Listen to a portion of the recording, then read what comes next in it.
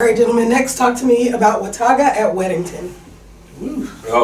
I would not want to play Weddington right now. And much, I know Watauga's not going to be scared. The mountain team, we talk about the AC Reynolds and all that. They love coming down here, jump on some city teams. And Weddington it's going to be a tough game. I wouldn't count Watauga out, but I would.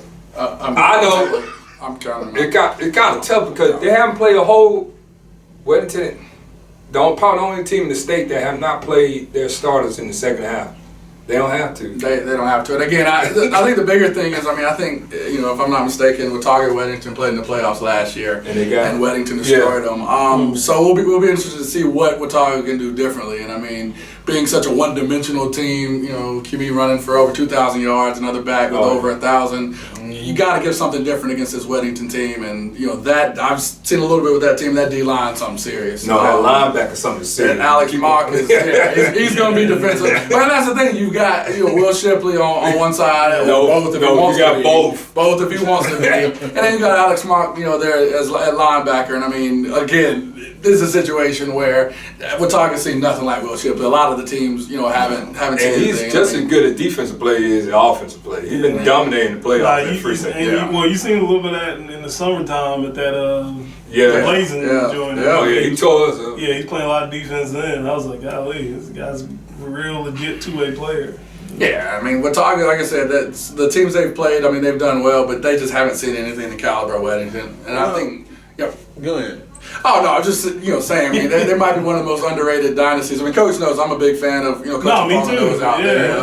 Me too. They haven't seen anything the caliber of that. And even I see you got posted up there. You look at them playing a team finally like a Reagan and seeing the result of that. And the first time they played someone real, the score wasn't too pretty. So the point I was going to say was you look at Watauga and defensively they've given up points. And even against some of these lesser teams, like Freedom, they gave up 33 in a victory, and A.L. Brown in the second round, they gave up 27. So, do they have enough defense to just keep it close? No. Yeah. No, normally I try to remain neutral, but I'll try to be nice. Yeah, I'll try to be nice. And me, I haven't seen enough of Watauga to really fully judge them, but like you say, I do know about the quarterback. Weddington, golly, man, I think I knew they were good. The first time I really kind of was like, oh man, they really good was seeing the Catholic school. And I'm like, when is the last time Catholic has been beaten like that? When is the last time Catholic ever lost a game like that? So it let me know, people are like, Catholic ain't the same Catholic. I'm like, nah, bro, it's still Catholic. It's still Catholic. Yeah, that's what I said. It's still Catholic. Let's not do that. So for them to even have that type of score against Catholic, I was like, man, these guys would be really, really good. Yeah. And just the spurts I've seen Weddington, I've seen them at the Blazing, just kind of, checking out highlight thing like that and seeing them. I'm like, man, they are pretty good. It's a scary team. I wouldn't want scary team. Yeah, scary team. And I think the biggest with some of the highlights and some of the stuff I saw from that game, they're not afraid to just line up and give their guy the ball. Yeah. And I think against the Northwest Cabarrus, they got to a point where pretty much came out there and said we don't need to do anything flashy. We don't need to go out here 5 wide or do anything like that. We can just line up in our formation and handle the ball. And I think he had a 70-something yard run against them, the 73-yard run. And it's hey, this is how we're going to just go ahead and do this and cleanly dispose of you and get ready for next week. I think they do the best job in just getting rid of their opponent. Surgical. Right. Just no fuss. We don't need to have a crazy game. Just go ahead and blow you out and go on. Will Shipley almost scored the first 3 touchdowns of that game. He scored the first 2, and then the third one got called back, but then somebody else ended up scoring it anyway. But it's one of those things where it's if you can stop him, if you can find a way to stop him or slow him down, they might have a shot, but I don't see it happening. How's the environment at Weddington? They were pretty rowdy. And I don't mean rowdy as in out of control, but they had a lot of fans support. And it was just, and Northwest Cabarrus had a good crowd too. So, it was pretty even as far as that went, but it was just after the first 3 touchdowns, it was just hard to keep them in the game, so it just kind of. Been there, done that. Yeah, and that's going to be the interesting thing there is, can they score on the defense? We haven't seen many teams that they've had. They've played the likes of RJK, like you said, Catholic. They couldn't score. And since the second week of the season, They have not. They gave up double-digit points to Monroe, and that was 13, and that was it. Right, and like I said, so but we gotta take into account, was that against their first team or the second team? Because like even agreed. Yeah, even everybody think I'll be don't shade that purple team. AK didn't start scoring until the second half when they put them during. They took them starters out. That's not me being a jerk to AK because they kicked my butt, but it just.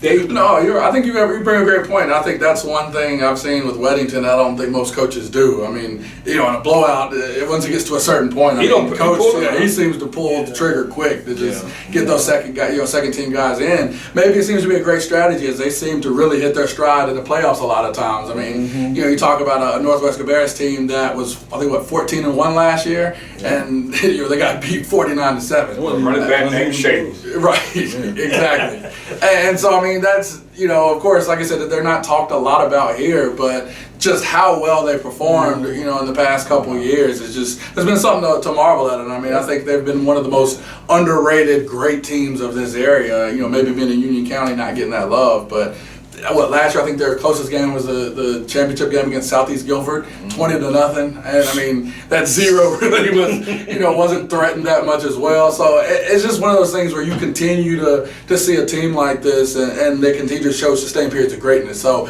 Watauga's got another opportunity. Hopefully they can come up with something different if they're able to get some passes early. They're able to take advantage of I guess the weakest part of the team, even though I'm saying weak is like.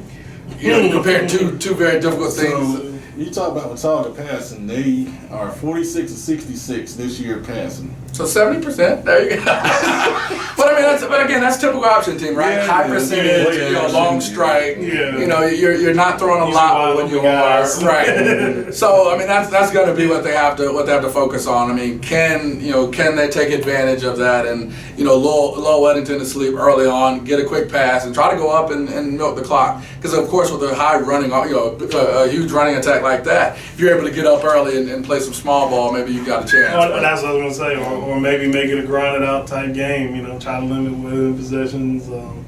Easier said than done, but it's a tough game for Watauga for sure. Weddington, golly, man, like Andy Capone's one of them guys you just you'd love to maybe go talk to in the off season and be like, what's the secret sauce? Like, tell me what I need to do better, because it's amazing to see guys with I feel like do more with less per se. Like, you not Les, he's got a 5-star guy. no, I say, but but how many teams have we seen they got 10 5-star guys and things don't always pan out the way they wanted to.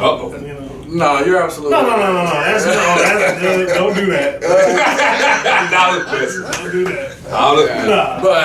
Anyways. But yeah, I mean, I think that's like I said, it'll be an interesting game to see. And I mean, even like I've noticed, the chatter's been getting pretty heavy, on the sites as we're getting close. I think I saw some Lee County guys trying to look at Weddington and discount Will Shipley a little bit. And it's like, guys, I don't think that's a good idea. You gotta stop discounting.